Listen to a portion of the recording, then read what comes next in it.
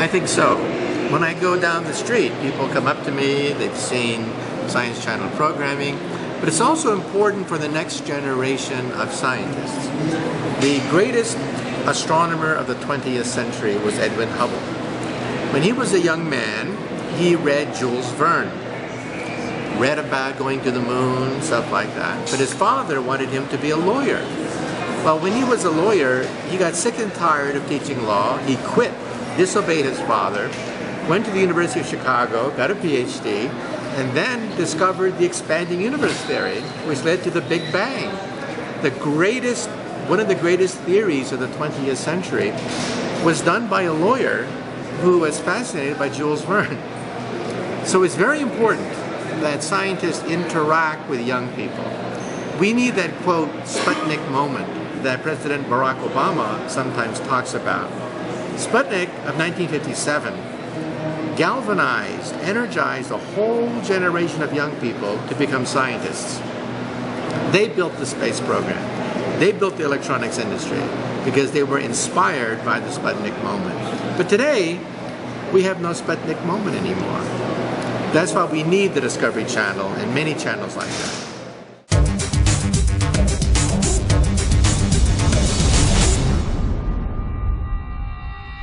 Well, our grandparents and our great-grandparents of 1900, they lived in a time where there was no radio, television, telegraph was just coming in, long-distance communication was yelling at your neighbor, high-speed travel was getting stuck in the mud with a wagon.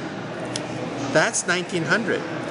They would view us, their grandchildren, as wizards and sorcerers because we have space programs and antibiotics. Now, if we could meet our grandchildren and great-grandchildren of 2100, we would view them as gods.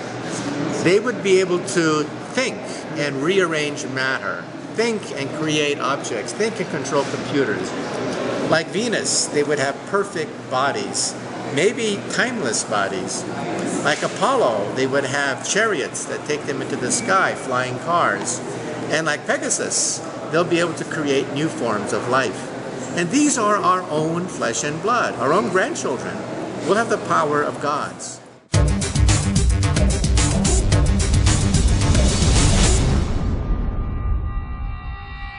In the future, we will have zoos of extinct animals. Zoos of animals that died out thousands of years ago. Remember that the Neanderthal man, who died out tens of thousands of years ago, we have sequenced all the genes. In principle, we could actually bring back the Neanderthal because we have the genome of the Neanderthal taken from about 6 skeletons of Neanderthals. But that raises ethical questions because if you bring back the Neanderthal, at Harvard they were there thinking about this. If you bring back the Neanderthal as a child, then where do you put the child? In a zoo or at Harvard?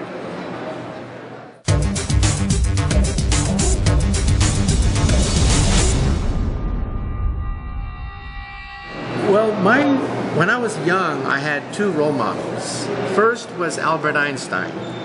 He died, everyone was talking about the fact that he could not complete his greatest work, the theory of everything. He wanted an equation 1 inch long that would allow him to, quote, read the mind of God. The theory of everything. That's what I do for a living.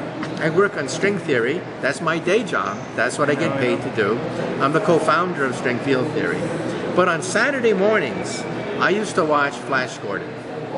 Rocket ships, ray guns, aliens from outer space, starships. I mean, I was hooked. I said to myself, that's for me. Later in life, I began to realize that physics is essential for both. To understand the theory of everything, you have to be a physicist. To understand ray guns, starships, and nuclear power, and cities in the sky, and invisibility, you have to be a physicist. So if you are a physicist, you automatically see the future.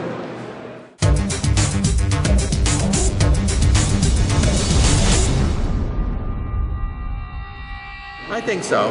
The Kepler satellite, now in space, for the first time in history, has given us a census of the galaxy.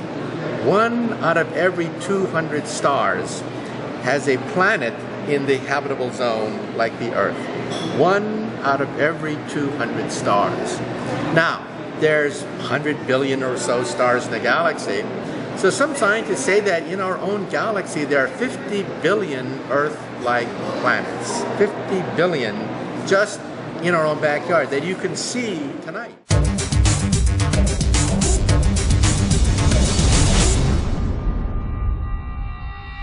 I think sometime in this century we may pick up signals from an advanced civilization. But a two-way conversation will be impossible because light travels at the speed of light, radio travels at the speed of light, so it'll be very difficult.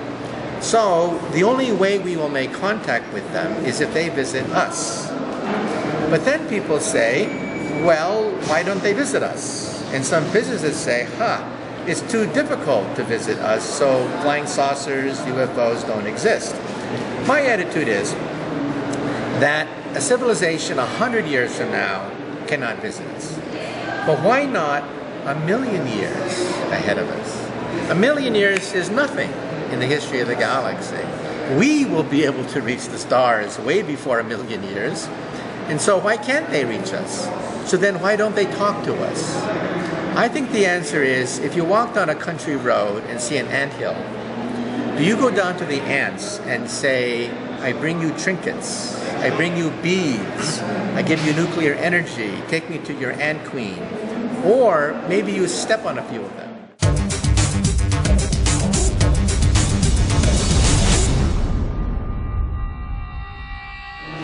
Probably not, because we have nothing to offer them. They don't want our resources because there are plenty of uninhabited planets they can plunder.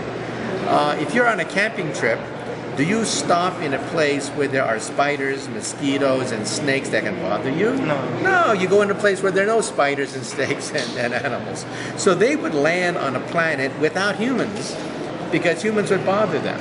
They don't need slaves because they have robots. And they don't need to land on our planet because there are plenty of planets that are uninhabited.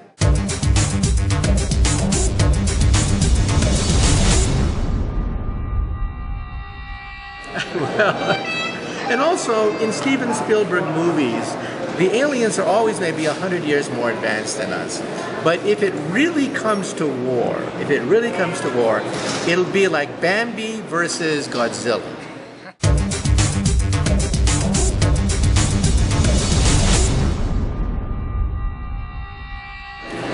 My favorite movie is actually very old.